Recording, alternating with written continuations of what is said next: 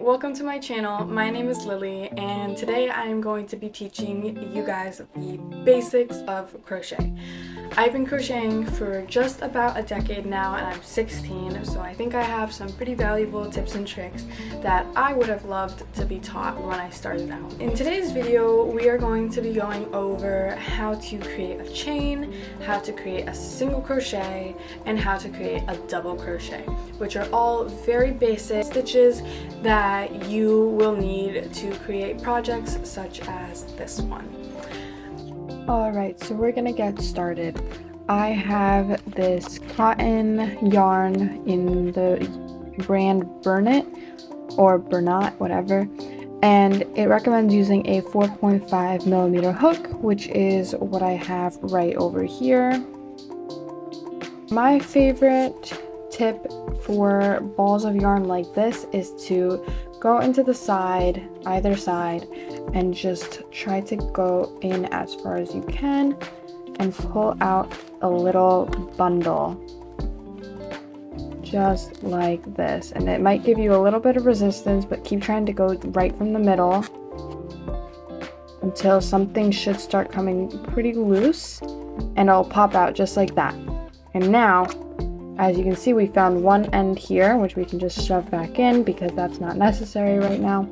And we have this little bundle of yarn, which we can very easily untangle by just pulling whatever side the skein was on, pulling that yarn out.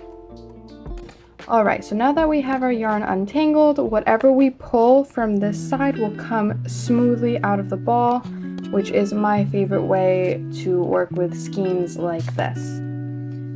What we're going to start out with is something called a slip knot, which basically is when you take the end, you do a loop just like that, keep the end out, and then put your fingers in, take the end that's attached to the skein, and just pull that straight up.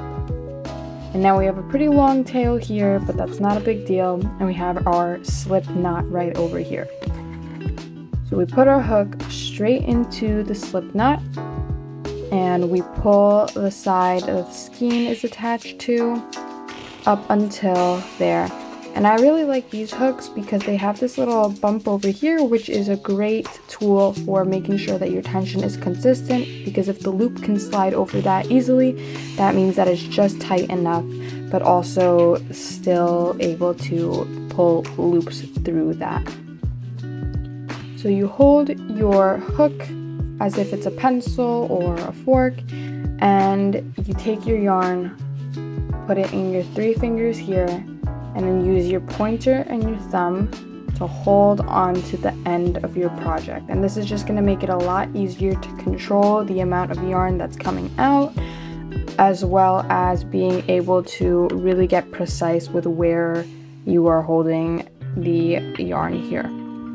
So to start with a chain, we are going to do a chain of 11, but you could do as many as you wish.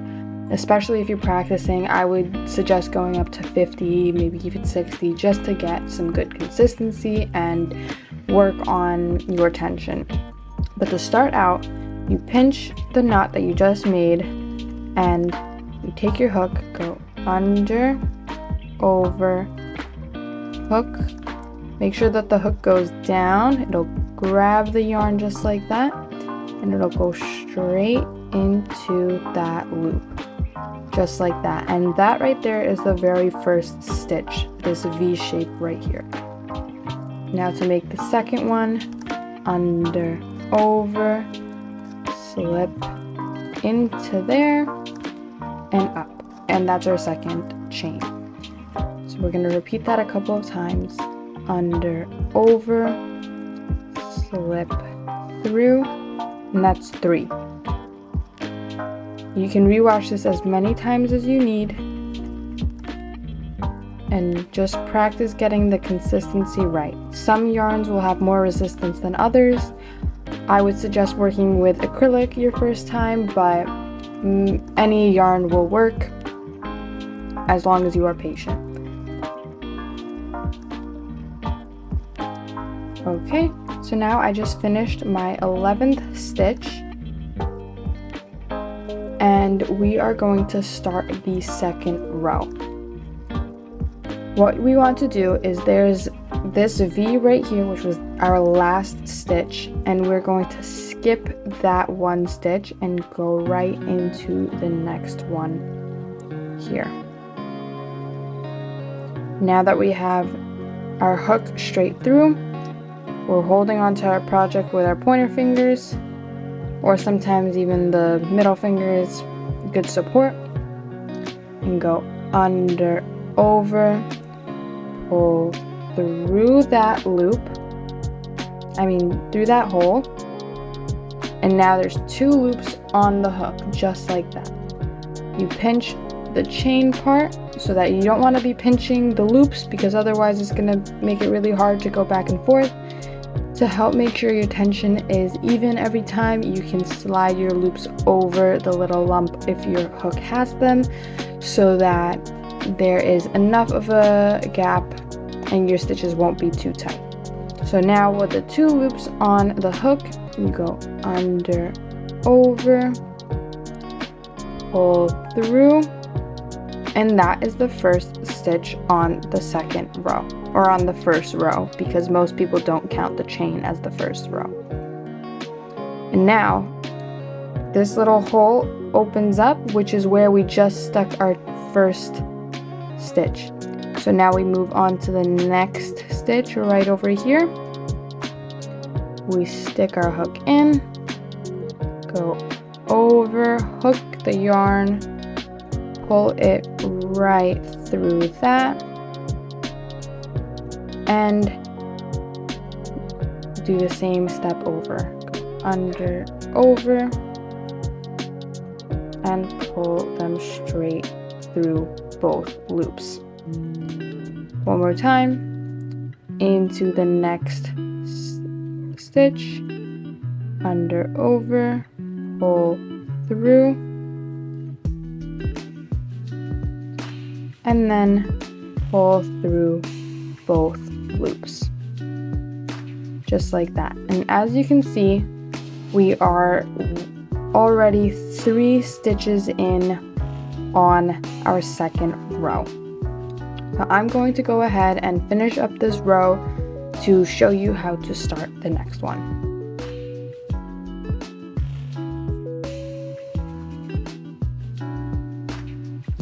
Alright, and now I made it to the very last stitch, and make sure that you are not getting confused with the slip knot. Don't try to poke and prod your way into the slip knot. That is not a stitch. So the last stitch is right here.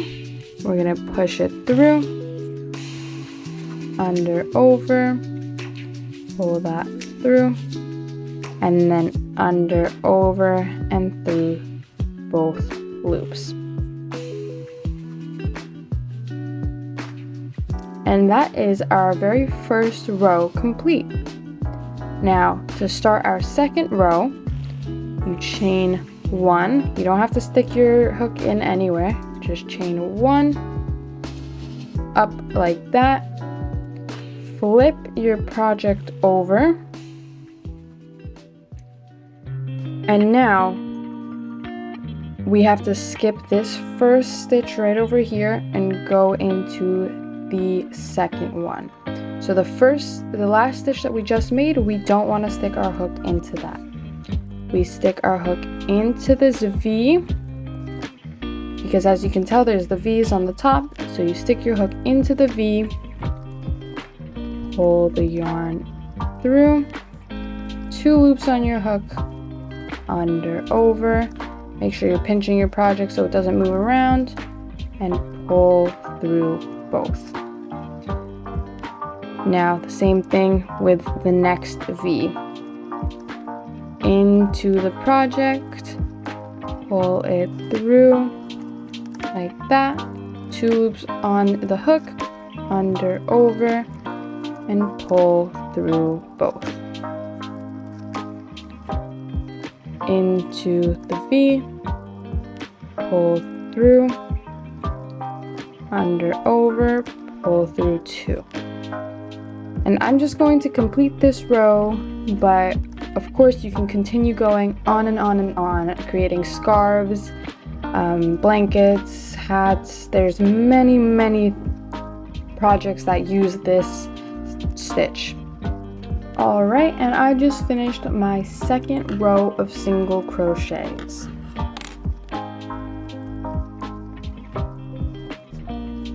Alright, so now for the double crochets, I just went ahead and I made a chain of 12. Now for the single crochet, we did a chain of 11 so that our rows would be 10 wide each way, up and up and up. And this will also only be 10 rows, but when we go up, we have to chain 2 on each end, which you will see what I mean in a moment. But when you're starting with double crochet, with single crochet you would skip the first stitch and go into the second one. With double crochet, you're going to skip the first 2 stitches and go into the third. But what makes it double is that before you go into the chain, you have to go under, over, and then stick your hook into that slot and then pull through just like that. And now there's 3 loops on the hook. What you're going to do next is hold on to your project, under, over, pull through 2, just as if it's a single crochet, and now there's 2 loops left. Under, over, pull through 2, and that is your first double crochet. And we're going to repeat that right into the next stitch, so you don't have to skip 2 for every one, only on the end. Under, over, stick it in, pull it through, 3 loops on the hook, under, over, pull through 2, and then pull through 2 again, just like that. One more time. Under, over, stick it in, pull it through, 3 loops on the hook, under, over, pull through 2, pull through 2, just like that. And I'm going to go ahead and finish off the rest of this chain just so that you can have a vision of what it will look like. Alright, so I just did my very last double crochet into the last stitch on my chain, and to make a second row we have to chain 2 going straight up. So loop, pull through, loop, pull through. And now it's easier to see on this side, but we're going to stick our hook right into this little hole right here, right under the V, but not into this bigger hole over here, into this hole. But we have to first flip our project. After every row you have to flip your project. So we're going to do the same thing. Loop, stick it into that hole, pull it up, 3 loops, just like that, pull it through 2, pull it through 2. And there is the first double crochet of the second row. So it's the same thing over and over until you reach your desired width and your desired length.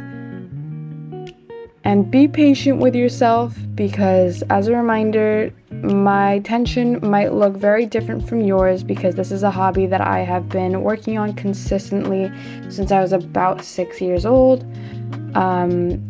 Clearly it's taken me a lot of time and effort to get here, so do not beat yourself up if your tension is a little bit wonky, because I even have the same struggles. And I don't know if you caught that, but I was about to do a single crochet instead of a double. So always be careful and make sure that you are paying attention to what you're working on, because it is so much harder to fix mistakes later on if you don't catch them as soon as you can. That is a very important lesson. I have been crocheting for years and I still make mistakes constantly. It is nothing to worry yourself about, and it is no reason to quit crochet as a hobby, because it is so worth it, and once you get better, it'll all pay off. All the hours that you've spent learning and trying and frogging your project, it will pay off in the end. Just trust that. Okay, so this is what 2 finished rows of double crochet looks like. As you can tell, it is much taller than our single crochets and also much stretchier. And obviously, to undo, you just pull the side of the yarn that is connected to the skein. And I'm going to frog this whole project, and you should just be able to keep pulling and pulling and pulling, and it'll all unwind. Even the slip knot. And you can start over and over and over and create endless amounts of projects and just have fun. If you liked today's video and have any suggestions for any future ones, just leave me a comment and leave a like on the video, just so that I can know and understand my audience better. This is my very first YouTube video, so I'm a little bit nervous and I hope that I did well. It's only up from here. Thank you so much for watching, and I hope you guys come back for the next one.